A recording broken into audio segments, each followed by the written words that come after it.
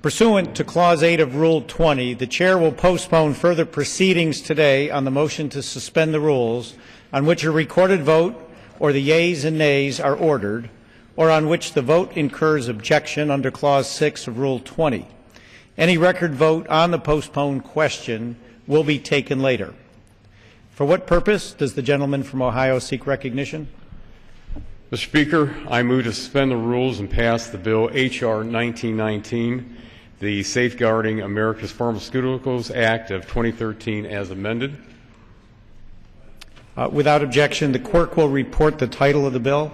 Union Calendar number 65, H.R. 1919, a bill to amend the Federal Food, Drug, and Cosmetic Act with respect to the pharmaceutical distribution supply chain and for other purposes. Pursuant to the rule, the gentleman from Ohio, Mr. LATTA, and the gentleman from California, Mr. Waxman, each control 20 minutes. The Chair recognizes the gentleman from Ohio. Thank you, Mr. Speaker. I ask unanimous consent that all members may have 5 legislative days in which to revise and extend their remarks and insert extraneous matters in the record on the bill. Without objection. Mr. Speaker, I yield myself such time as I may consume. The gentleman is recognized. Thank you, Mr. Speaker. I rise today in support of H.R. 1919, the Safeguarding America's Pharmaceuticals Act of 2013. This legislation is the culmination of many years of hard work by legislators and stakeholders alike, and I'm honored to have introduced this legislation along with Congressman Matheson. This is an issue that was brought to my attention when I was first elected to Congress 5.5 years ago by concerned stakeholders in Ohio, and I am pleased that the legislation is being considered on the House floor today. Securing our nation's pharmaceutical supply chain is an extremely important issue, and passage of this bill will be an important step forward to protecting America's family. The pharmaceutical supply chain touches every part of the healthcare system, and it is imperative that we get the structure and segments of it connected in a safe, secure, and effective manner that provides the best protection for patients. H.R. 1919 will make improvements to the current supply chain while providing a clear path for industry stakeholders towards enhanced supply chain protections. Pharmaceutical distribution occurs nationwide, and it is estimated that within the United States there are more than 4 billion prescriptions filled each year. By replacing the current patchwork of multiple state laws with a uniform national standard, we improve safety, eliminate duplicative regulations, and create certainty for all members of the pharmaceutical supply chain. When anyone takes a prescribed medication, he or she should have a full confidence that the medication is as prescribed and will do no harm. It is of utmost importance that we implement common sense solutions to safeguard our distribution supply chain against counterfeit and adulterated drugs, as well as improve security and integrity throughout the supply chain. This legislation is an important step forward to ensure greater patient safety for all Americans. I was pleased to receive a support letter for H.R. 1919 from the United States Deputy Sheriff's Association, which also recognizes that the national system will help curb criminal activities surrounding prescription drug diversion and criminal counterfeiting. In the letter, it discusses how a national system could deter opportunists' ability to focus their efforts on differing state laws or those states that have no laws or regulations, therefore allowing for criminal infiltration. Specifically, the letter states that tracking packages destined for patients is a good defense against criminals who would profit from contaminating or stealing those medicines and put patients at risk. To protect patient safety, this bill would replace multiple state laws to create a uniform national standard for securing the pharmaceutical distribution supply chain, therefore preventing duplicative state and federal requirements. It would increase security of the supply chain by establishing tracing requirements for manufacturers, wholesale distributors, pharmacies, and repackagers based on changes in ownership. The bill also establishes a collaborative, transparent process between the Food and Drug Administration and stakeholders to study ways to even further secure the pharmaceutical supply chain. Finally, the bill puts in place a requirement for the FDA to issue proposed regulations on unit-level traceability. The timeline put forth in this bill for all of those steps is reasonable and will allow enough time for stakeholders to comply with these new national standards and ensure that through feedback from these same stakeholders that Phase 2 is done efficiently and correctly. As I stated earlier, this issue has been worked on for many years, and setting up a track and trace process is complicated. Chairman Upton, I appreciate your leadership in moving the Safeguarding America's Pharmaceuticals Act to the floor today. We made a number of changes in the Energy and Commerce Committee to improve the language of the bill as we work to create a safer pharmaceutical distribution system to protect against the threat of counterfeit drugs. This is a highly complex area, and I understand that additional changes were made to the language in the version we are considering today. Further changes are necessary to ensure that the wholesale distribution system meets the highest standards of safety and consumer protection. In order to achieve those high standards, I am committed to ensuring that language is included in a conference report brought back to the House that establishes a direct purchase pedigree for those wholesalers who only purchase pharmaceuticals directly from the manufacturers. I know you share my goal of creating the strongest supply chain system, and I look forward to working with you as we move forward. There has been much work done on this issue over the many years, and I am appreciative of all the input I have received on this bill from stakeholders and interested parties. And I, again, want to specifically thank Chairman Upton and Subcommittee Chairman Pitts for all of their assistance in advancing this legislation. I urge full support of my colleagues for H.R. 1919, and I thank you, and I reserve the balance of my time. The gentleman from Ohio reserves. The chair will receive a message. Mr. Speaker, a message from the President of the United States. Mr. Speaker, Mr. Secretary. I am directed by the President of the United States to deliver to the House of Representatives a message in writing. The gentleman from California. Mr. Speaker, I yield myself such time as I may consume in discussing this legislation. I rise to discuss a number of concerns I have about H.R. 1919, the Safeguarding America's Pharmaceuticals Act of 2013. It's a bill designed to improve the integrity of our drug supply chain.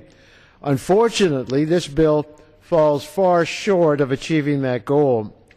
Throughout last year, members on a bipartisan, bicameral basis engaged in extensive discussions on legislation to protect our drug supply. During those months of discussion last year, and at the Health Subcommittee hearing this past April, we repeatedly heard loud and clear from FDA, the National Boards of Pharmacy, and many others that if we want a secure drug supply chain, we will ultimately need an electronic interoperable system that tracks each package of drugs at the unit level and that involves the entire supply chain. This kind of a system would enable us to identify illegitimate product in real time and prevent it from ending up in patients' hands. We also heard repeatedly that creating this kind of a system is doable. Unfortunately, the bill we are considering today will not create that kind of system. The bill does not require the establishment of an electronic interoperable unit-level system. By 2027, 14 years from now, FDA will be required to issue proposed regulations for such a system. But there's no requirement that these regulations ever be finalized. And if they are ever finalized, they cannot go into effect for at least 2 more years. And certainly we are looking at 2030 or beyond under this proposed legislation. And in fact, it may never be done. The bill also has a number of additional deficiencies. It fails to adequately address the potential for bad actors to introduce illegitimate product into the supply chain through supposed returns from pharmacies to wholesale distributors. In the meantime, it will prevent states from responding to particular needs they may have in regulating their wholesale distributors, and it preempts important existing state safeguards against the entry into the supply chain of unsafe and counterfeit drugs before any adequate substitute will be in place. 2 weeks ago, Mr. Speaker, the Senate Health Committee unanimously approved a bill sponsored by Senators Burr, Bennett, Harkin, and Alexander that requires the establishment of a unit-level electronic interoperable system within 10 years and is not dependent upon FDA issuing regulations. But the Senate bill still provides plenty of notice, input, and guidance for industry stakeholders. FDA is required to hold public meetings, one or more pilot projects, and to issue draft and final guidances and as needed regulations. Because they will not be able to delay or prevent implementation of the system, stakeholders will have the incentive to work with FDA to see that the guidances and any needed regulations are developed and released. Our fundamental goal in establishing a federal system should be to prevent Americans from being harmed by counterfeit and substandard medicines. If we cannot assure the public that legislation will establish that a system will protect them and that will do so by a date certain, then, in my view, it's not worth doing. The House bill needs significant improvement as it moves forward if our goal is to enact legislation that will truly protect the American public. Mr. Speaker, I reserve the balance of our time. The gentleman reserves the balance of his time. The gentleman from Ohio is recognized. Thank you, Mr. Speaker. At this time, I would yield 2 minutes and recognize the chairman of the full committee, Mr. Upton. The gentleman from Michigan is recognized for 2 minutes. Well, thank you, Mr. Speaker, and certainly this afternoon I rise today in strong support of H.R. 1919, the Safeguarding America's Pharmaceutical Act of 2013. I want to thank the bill's authors, including Mr. LATTA, for their bipartisan leadership on this very important issue. This bill strengthens the prescription drug supply chain in order to protect American families against counterfeit drugs. The bill also would help prevent increases in drug prices, avoid additional drug shortages, and literally eliminate hundreds of millions of dollars worth of duplicative government red tape on American businesses that are harming job growth. As Mr. Latta said, supporters of the federal track and trace legislation include the U.S. Deputy Sheriff's Association and also those in the supply chain, including the National Community Pharmacists Association. According to the CBO, the bill is going to reduce the deficit by some $24 million. Last Congress, we spent a significant amount of time working on this very important issue as we successfully moved the Food and Drug Administration's Safety and Innovation Act through the legislative process and our continued efforts beyond enactment into this Congress now. And during that entire process, we also sought input from the stakeholders, like Pfizer and Perrigo in my district in Michigan, as well as our smaller pharmacies too. This hard work allowed us to better understand the issue, and this bill reflects that understanding. The Energy and Commerce Committee, we held a legislative hearing on the bill last April. We approved the bill in both subcommittee and full committee by voice. We certainly did have a spirited debate at the committee, but we stand here united in our belief that the prescription drug supply chain has to be strengthened. We look forward to working with our Senate colleagues on H.R. 1919 on a bipartisan basis to improve the bill, including how it addresses issues related to wholesale distributors during Phase 1. And because of the hard work that has already been put in on this issue and the importance of protecting our nation's families from counterfeit drugs, I am hopeful that we can get a product to the President's desk by the August recess. I yield back my time. The gentleman yields back. Mr. Speaker, I reserve the balance of my time. The gentleman reserves.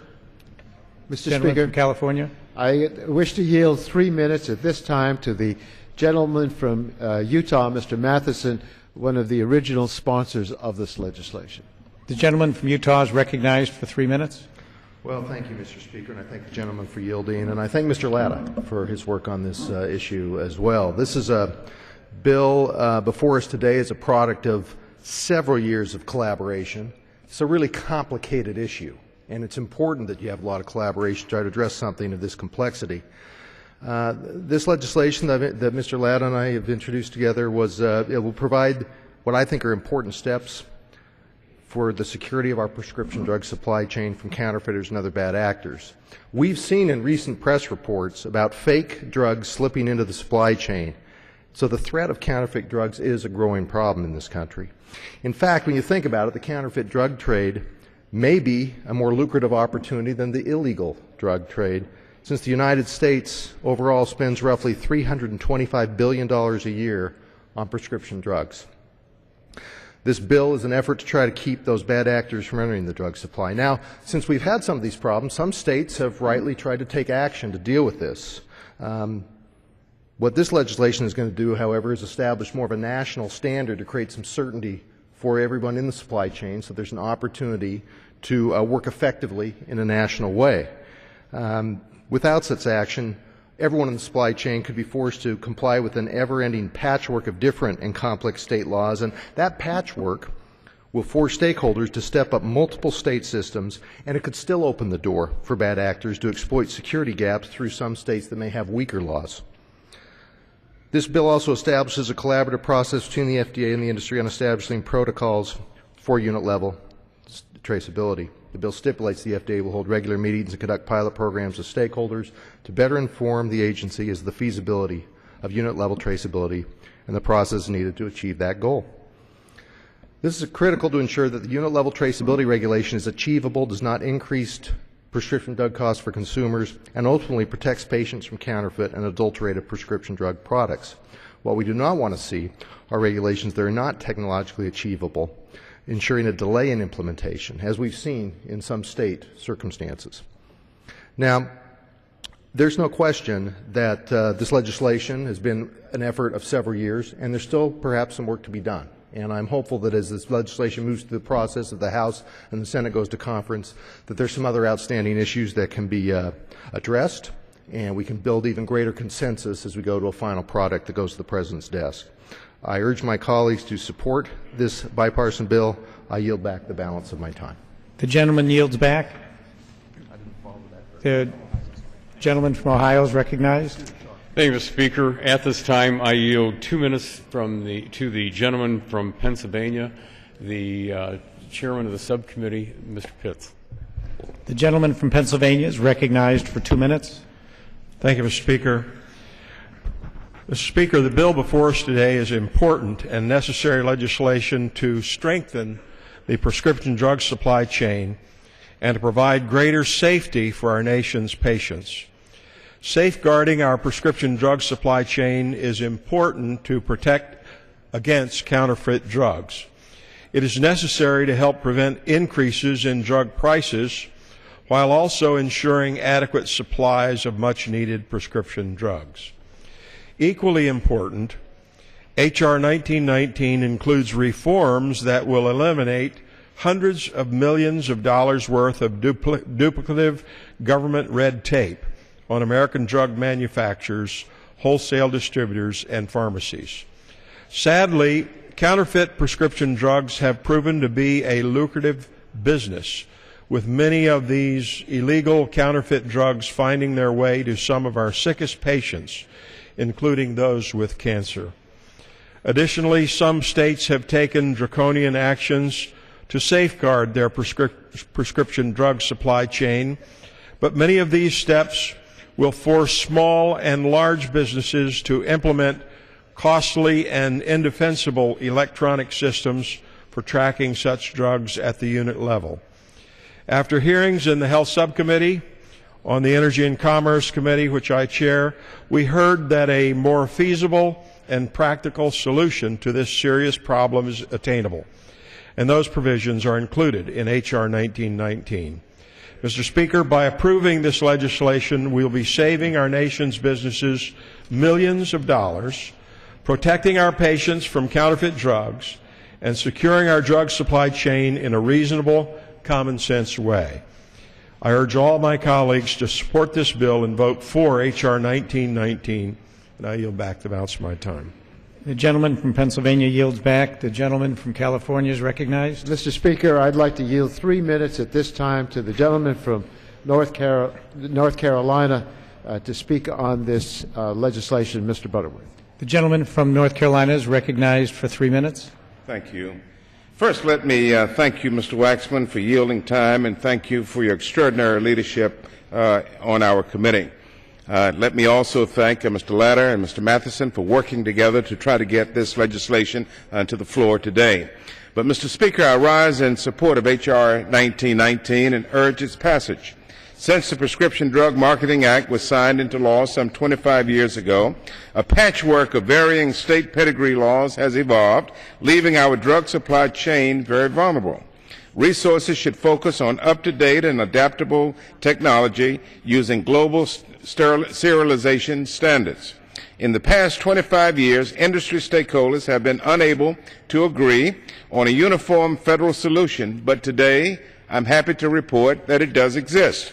The fact that so many members of the industry have finally come together to embrace new common sense regulations speaks to the importance of getting this done soon. If we fail to enact drug distribution safety legislation soon, my fear is, Mr. Speaker, that we will miss the opportunity to significantly enhance patient safety for all Americans. The House bill has improved since its introduction, and while I strongly support some of the provisions in the Senate companion bill, including a date certain to reach unit-level tracking, the House bill represents a good step forward and advances the ball toward one ultimate goal.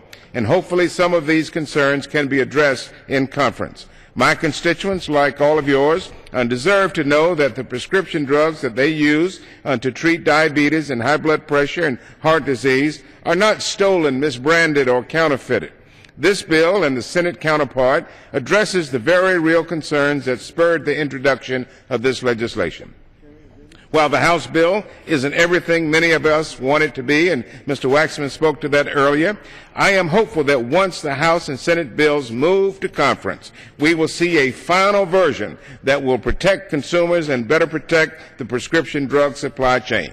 Therefore, Mr. Speaker, I urge my colleagues today in the Senate to proceed with deliberate but swift action so that we can pass a workable solution as soon as possible so as to better protect the American people. I ask my colleagues to support H.R. 1919. Thank you, Mr. Waxman. I yield back.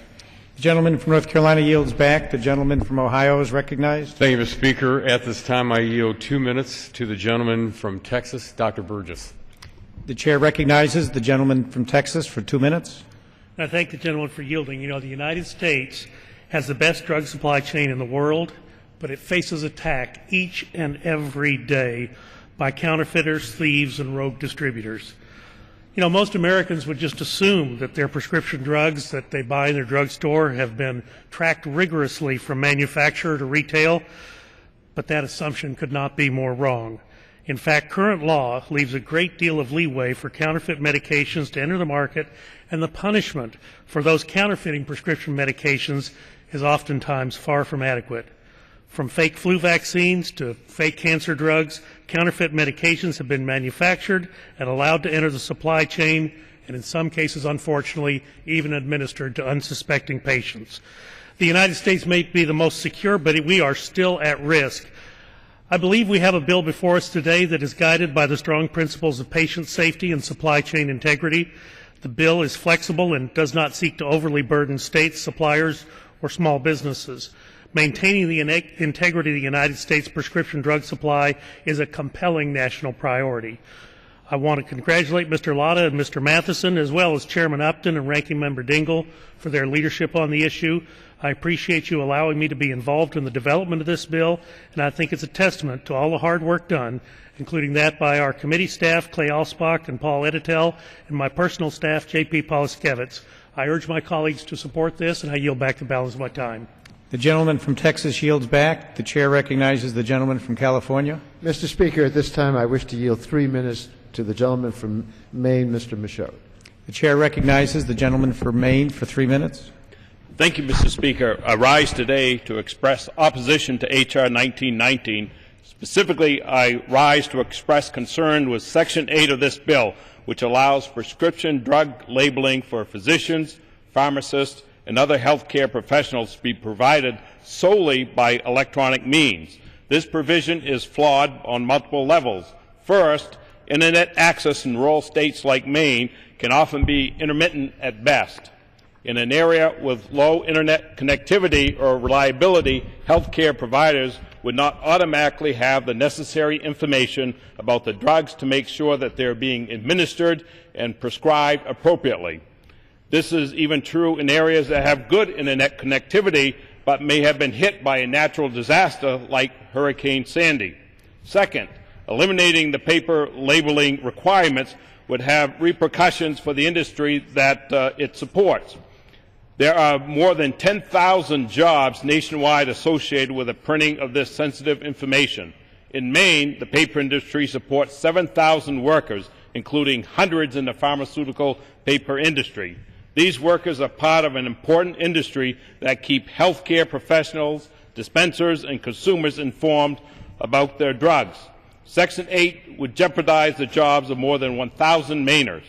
Finally, legislation passed during the 112th Congress required GAO to conduct a study of the advantages and risks of electronic-only labeling of pharmaceuticals. This study is due to be released next month. Passing this legislation that preempts the finding of this study is bad policy, so I'd urge my colleagues to support informed healthcare professionals and consumers and to fight for more than 10,000 manufacturing jobs across the country. So I'd urge a no vote on H.R. 1919. Will the gentleman yield to me? I'd yield to the representative.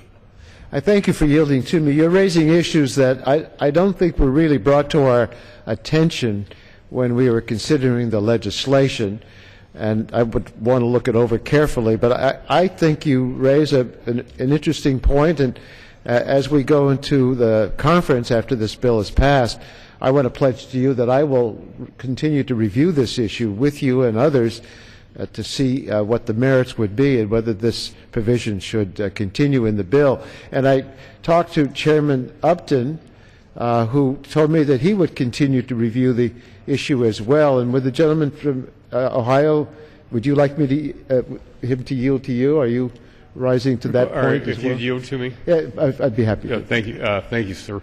As we discussed a little earlier, we'd be happy to continue discussing this with you. I thank both gentlemen for your willingness to look at Section 8 more closely. Thank you very much. I yield back. The gentleman's time has expired. The chair recognizes the gentleman from Ohio.